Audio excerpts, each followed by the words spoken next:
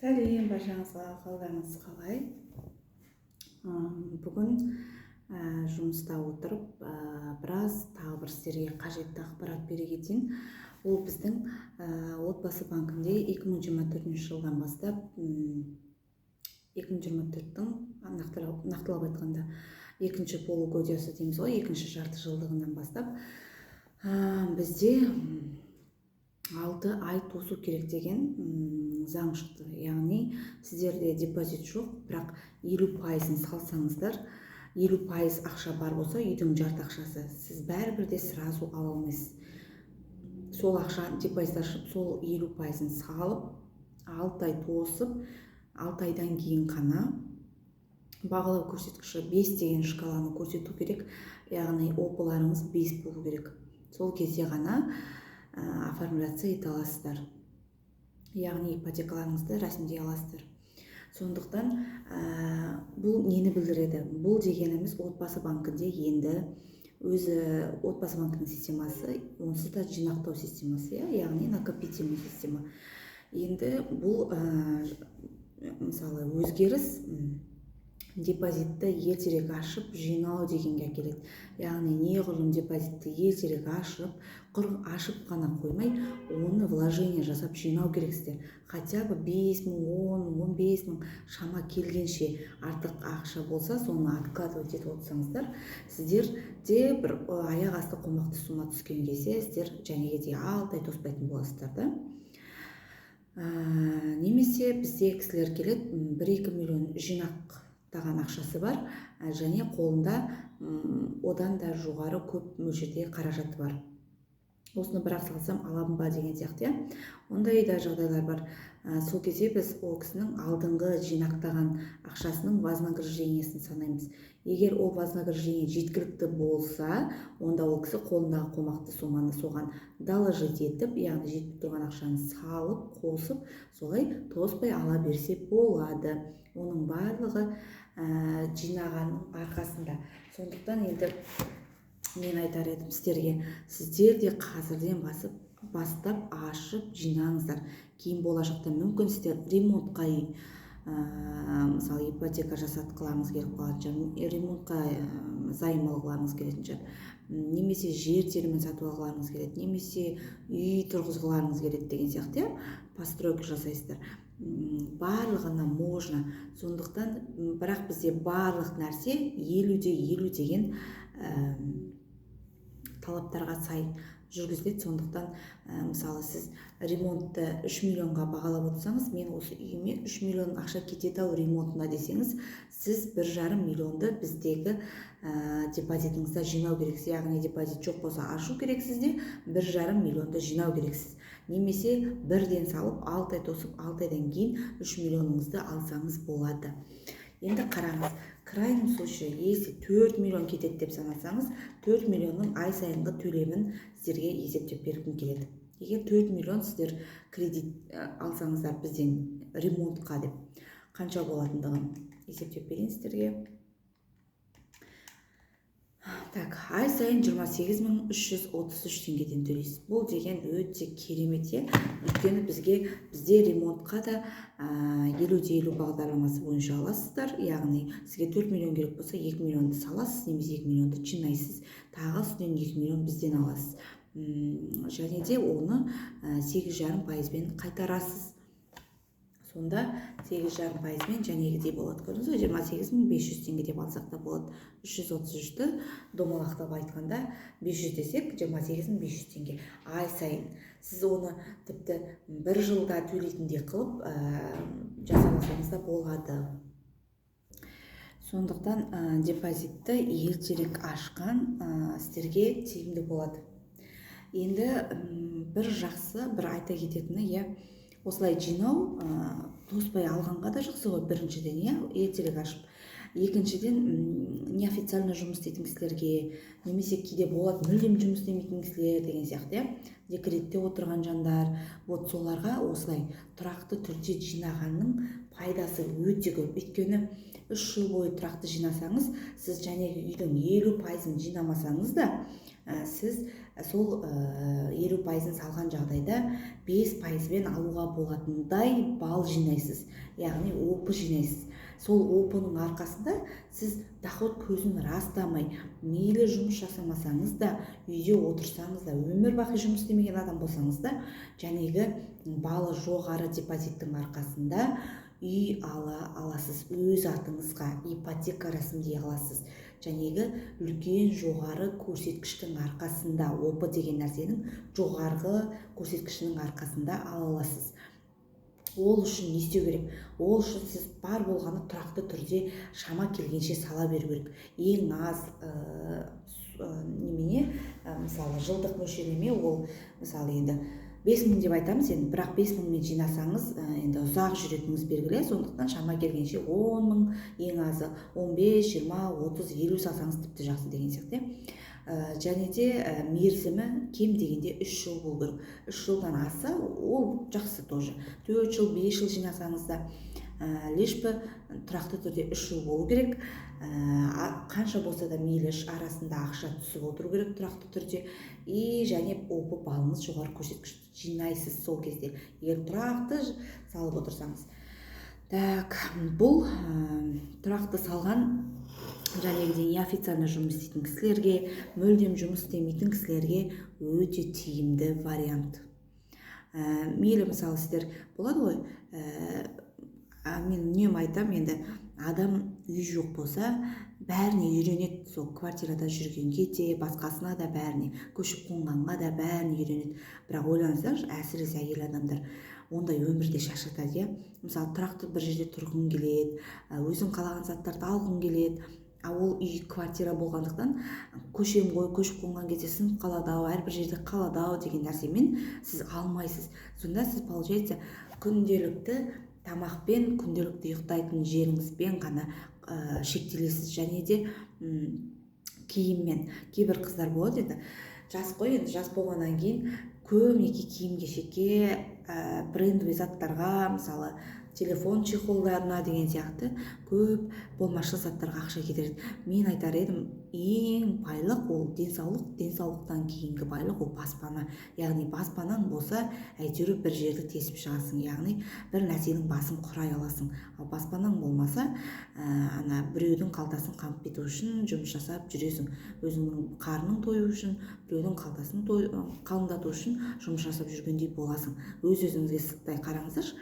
Өйткені міне, жарайды, мейлі 50 000 теңгелік жерде тұрып жатсыз, мейлі 80 000 теңгелік, мейлі 100 000, 150 000 теңгелік жерде тұрып жатсыз, қанша теңгелік жерде тұрып жатсаңыз, оның дәрежесі де сондай, сол бағаға сәйкес деген сөз. Яғни условия жоқ деген сияқты. Ондай да адамды шаршатады ғой. Адам негізі үйрене береді. Не нәрсеге үйренеді? Лашықта өмір сүруге де, басқасына да, бәріне.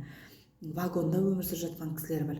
Кішкене көзі ашық болмағандықтан, көп нәрсенің ыңғайын білмегендіктен, жолын білмегендіктен ащы болса да, шындық біздің Қазақстанда да сондай адамдар бар. Вот. Енді қараңыздар. Сіздер егерде бір жерде тұрақты жұмыс істеп жүрсеңіз, мысалы асханада поварсыз делік, немесе асханада ыдыс жуасыз делік, еңбектің ешқандай ұяты жоқ. Қандай жұмыс жасасаңыз да ол ұят емес. Ең бастысы сіз өзіңіз үшін, өзіңіздің өміріңіз үшін еңбек етіп жатқан жансыз. Бәріне құрметпен қараймыз. Барлық қызмет түрі керек. Мына көшені тазалайтын мамандарға өте алғысымыз шексіз. Ол кісілер болмаса, біз жан-жағымызды қоқсықты отыратын едік. Өкінішке орай тазалық өзіңнен басталады деп айтса да, әркім таза ұстай бермейді көшені де, ауланы да. Сондықтан сол ауланы тазалайтын, акиматтан бөлінетін кісілерге де рахмет айтуымыз керек. Сол мамандықта жұмыс жасап жүрген. Сондықтан мен сіздерге айтқым келеді, үй алу үшін ақша жетпейді демей, кейбір нәрсені қысқартуға тура келеді. Мысалы, сіз мүмкін кофе ішетін шығарсыз. Сол кофені ішпеуді ойлаңыз. Мүмкін сіз шектен тыс киім алып қоятын шығарсыз. Киімді де қысқарта тұрыңыз. Алдыңғы киімдеріңіз дәл болса, соны кие тұрыңыз деген сияқты. Мен үнемі солай айтамын өз туысқандарыма. Мына киімің жыртық болмаса, бүтін болса болды, кие тұр. Онда тұрған ештеңе жоқ. Зато сен үй аласың. Үй алғаннан кейін ол сенің өз үйің. Одан кейін сен не зат алсаң да, ішін қандай қылып сәндесең де, көзің демалатындай, жаның демалатындай қылып жинап қоясың. Сол кезде сен өзіңе киім алсаң болады деп айтамын. Мысалы, сіңілдеріме, в основном өзімнің уже 13-тен асқан қызыма уже айтып отырам, ең бастысы денсаулығыңды мықты ұста, денсаулығыңа қара, денсаулығыңды күт, және денсаулық болса мына үйіңде болады, қалаған басқа дүниеңде болады. Сондықтан денсаулығыңды күт, денсаулықтан кейін осы міне үй алуға тырыс, ана қолыңдағы қаражатқа бықи-тықи ала берме деген сияқты, сондай нәрселерді айтып отыру керек. Ол қаржылай сауаттылық деп аталады. Білесіздер ғой, қаржылай сауатты болған ешкімге артық етпейді. Мына қолыңызға 100 000 теңге тисе де, соны сауатты жарата білу керек.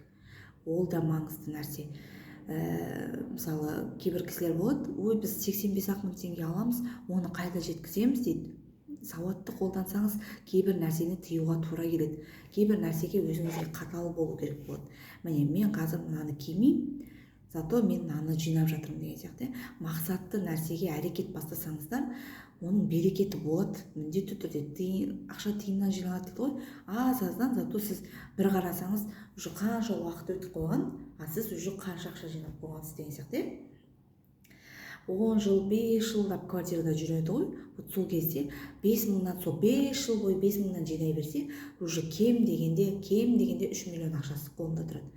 3 миллионмен уже білмеймін енді, чем мүлдем ақша жоқтан қарағанда 3 миллион ақшам бар болса, это уже что-то. Мысалы, дачадан барып 3 миллионға бірдеңке сатып алып, сол жерде тегін тұрсаң да қайда жатыр, чем ана жақта тұрғаннан деген сияқты.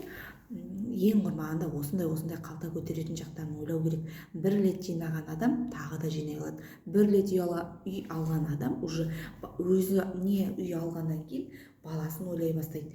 Ол міндетті бір жағынан уже бір рет бастан кешкеннен кейін сізде уже мүмкін екен ғой дегенге көз жетеді. Демек, сіз ары қарай талпынасыз.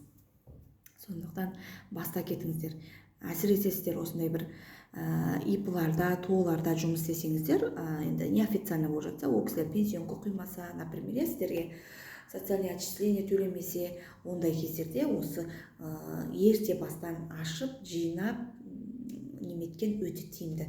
5%-бен аласыздар зато 5%-бен, без подтверждения дохода, табыс көзін растамай, зарплаттарыңызды көрсетпей, пенсионка көрсетпей, түксіз келесіде сол үйіңізді аласыз 5%-бен. Тіпті болмаса, сенбей тұрсаңыз, мен өзіме келіңіздер. Мен Семей қаласы Абай 124 көшесінде кеңес беру орталығында, Абай 124 кеңес беру орталығында отырамын. Жекеме номерін жазып қоям, жекеге жазып, қалай тапсам болады десеңіздер, Остановка Церковь, мен сіздерге видео жіберем. Сол видео арқылы ориентир жасап келетін боласыздар. Мен өзім депозиттар, өзім до конца сопровождение жасап бере алам. Егерде мүлдем бұған дейін депозиттеріңіз болмаса, кеңесшілеріңіз болмаса, білесіздер ғой, біз отбасы банкте қаржы кеңесшісі болып жұмыс жасаймыз. Яғни, сіздерді осындай қаржылай сауатты етуге, өздеріңіз қалаған үйге қол жеткізуге ең оңай, тиімді жолдарын айтамыз. Сіздерге қолайлы. Яғни сіздің табыс көзіңізге байланысты. Қазір сізде доход қанша үйге кіріп жатыр деген сияқты, соған алгоритм жасап береміз. Мысалы, сіз 80 мың тапсаңыз, қалай ұқсатқан дұрыс болады деген сияқты.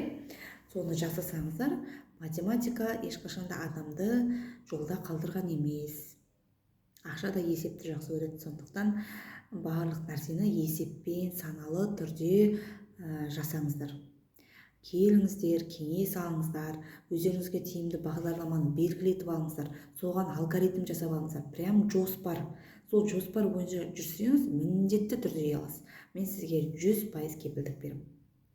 Менің жазып берген нәрсеммен, инструкцияммен жүрсеңіз, точно аласыз. Сондықтан мархабат, келіңіздер. Семей қаласынан болсаңыздар, Абай облысына жататын, Абай облысына қарасты ауылды, тұрғылықты мекен жайларыңыз ауылда болса да, келе беріңіздер. Өйткені сіздер де балаларыңызға үй алғыларыңыз келеді ғой.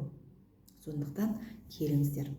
Олай болса, бүгінгі ұнады деп ойлаймын тақырып.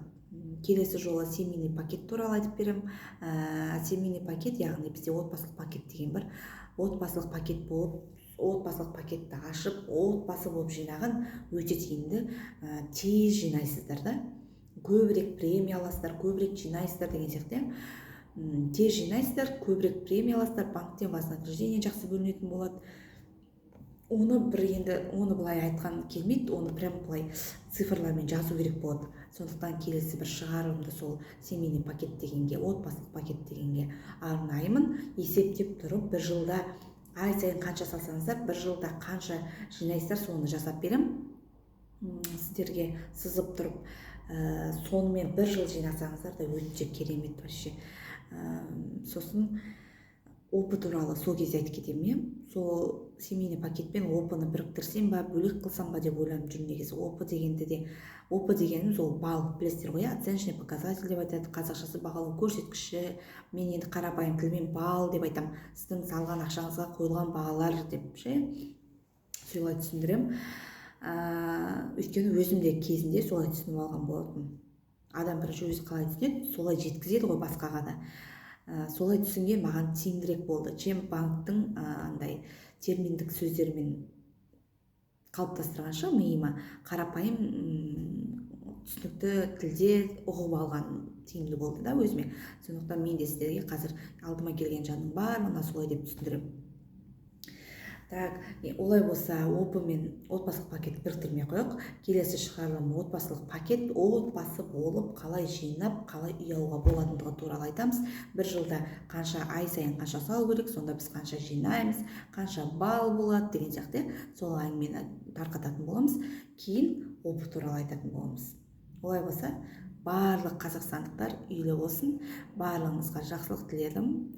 Армандарыңыз орындала берсін, бізбен бірге, яғни отбасы банкпен келіңіздер, кеңес алыңыздар. Сіздерді Семей қаласы Абай 124-те орналасқан кеңес беру орталығында күтеміз.